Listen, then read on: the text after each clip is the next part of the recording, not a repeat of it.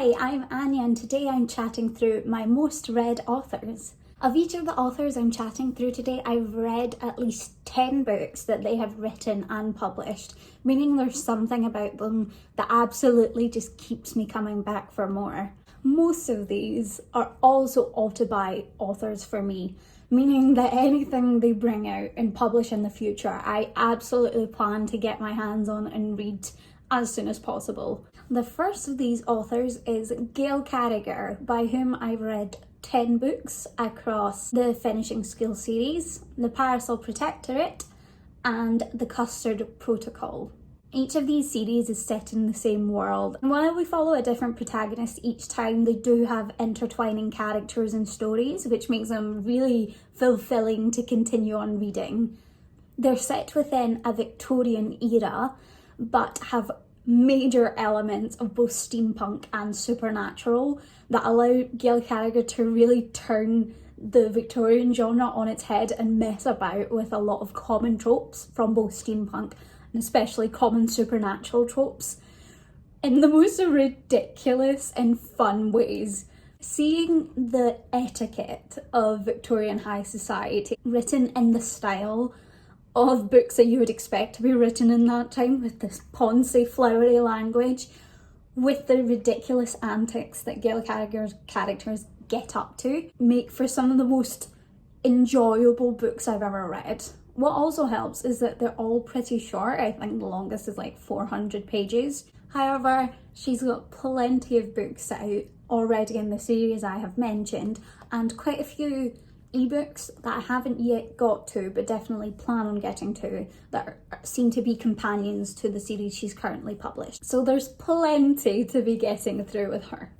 My next most read author with 11 books is Brandon Sanderson. By him I have read Elantris, Warbreaker, Mistborn Eras 1 and 2, The Stormlight Archive, and most recently Skyward.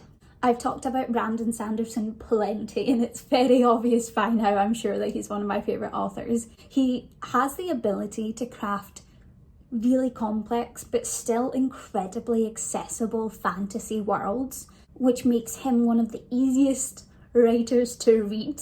So because of that, even though his books are huge, I still tend to fly through them. All of his fantasy books as well that I've read, so that's all of the ones except for Skyward, which is his new sci-fi series, exist within the Cosmere, which is a universe crafted to encompass all of these distinct worlds, but yet there are links that you can see dropped throughout, which makes reading all of his series together intensely satisfying.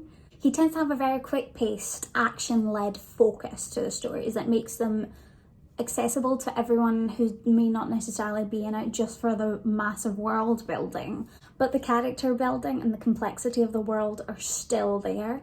In general, his books are just very addictive, and it's no surprise that I've read many of them, and I'm sure that number will increase a lot over the coming years. Each of the next 3 authors I have read 12 books by, so they are tied for second place. The first of those being Riordan, by whom I've read Percy Jackson and the Olympians, The Heroes of Olympus, and The Trials of Apollo. I think everybody has heard of Percy Jackson and knows of Rick Riordan's really witty writing style. And the fact they're situated so deeply within Greek mythology makes them really educational. I know most of my education about Greek mythology has come from Percy Jackson, and after the interest sparked by Rick Riordan, I was able to continue on my research elsewhere. I think that's an absolutely commendable quality as the educational factor. What's even more commendable and fantastic about his books is how fun they are alongside that learning. His protagonists tend to be snarky teenagers who get themselves into loads of unnecessary trouble and still succeed in taking on the world and taking on things way bigger than themselves. There's a real lightness towards Rick Riordan's writing, as well as a wonderful amount of representation. He himself has done a lot of support work that you can see online constantly for giving representation for kids of colour kids with mental health issues, disability, and is just a wonderful man to support and is what I love about his books as well. The next author is Rochelle Mead, by whom I have read Vampire Academy and Bloodlines. This is probably the one author here that doesn't really fit so much. She's the only one that's not really a favourite. I read both of these series quite a few years ago when they were quite high in popularity in BookTube. And while it was definitely enjoyable enough for me to have read all 12 of these books, I can't really remember what happened in them.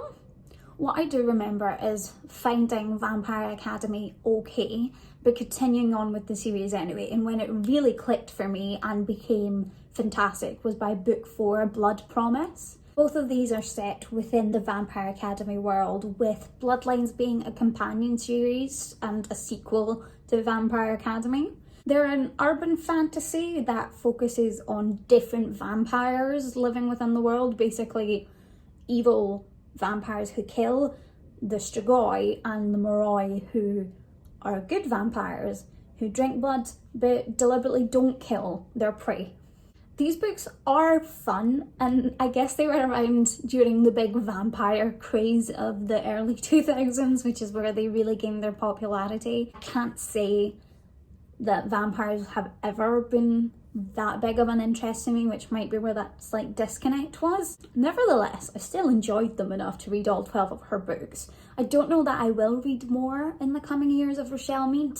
If she ever does write anything else and it kicks up a lot of popularity and people are telling me it's up my alley, I probably will. But she is probably the only author on this list that's not on my auto-buy pile.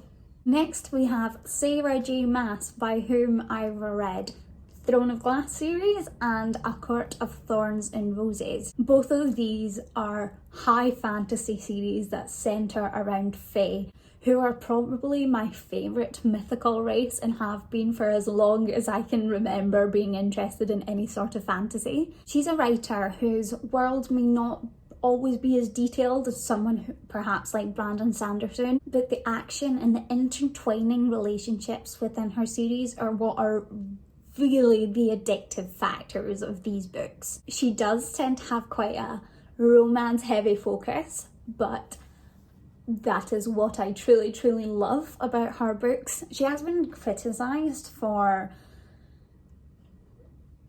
creating a lot of alpha male characters who are very territorial and who do tend to be very similar, and is almost like projecting her dream man into many different characters. And while on one hand I agree, on the other I love it.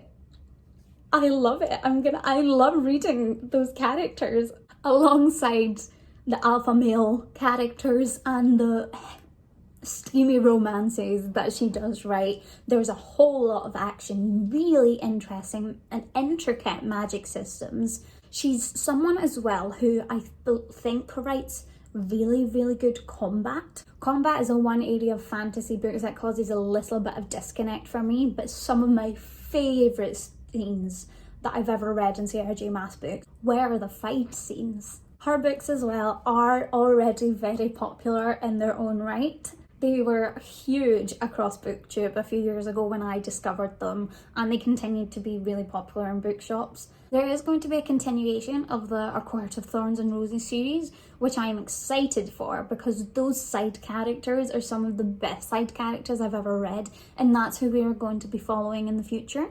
So definitely another one that I'll be adding to my pile and getting well beyond what we've read already by her. The last and most read author with 15 books is Cassandra Clare.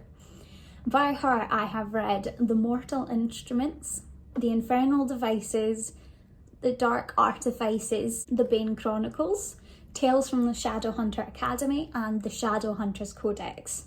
All of these series are set within the Shadowhunter world, which, if you don't already know, are a race of half angels, half humans, who live on Earth to protect the humans from demons. These books are really fun. They focus a lot on the combat, of course, and the relationship of these people with the human race and how that affects as these protectors who we can't actually see, defending us from a threat that we can't actually see. Throughout the different political aspects of her series and the different action, what shines most brightly throughout Cassandra Clare's books are the romance plots. She is somebody I used to read religiously years ago, particularly when I was on a big romance craze. She just has a manner of creating new ways to create pain for her characters, and therefore for me, that I will always want to read, because she always manages to make it worse in a different way, in a new way. Because her series fall in the same world, and it is an urban fantasy world, the progression of it allows for us to see different generations of the same families and watch how those big extended relationships change as family ties come together and fall apart over the centuries. Her books are not only super addictive, but super fun. And though they maybe have their problems, taking them for value of what you're wanting when you go into a Cassandra Clare book, she has always delivered exactly what I'm looking for.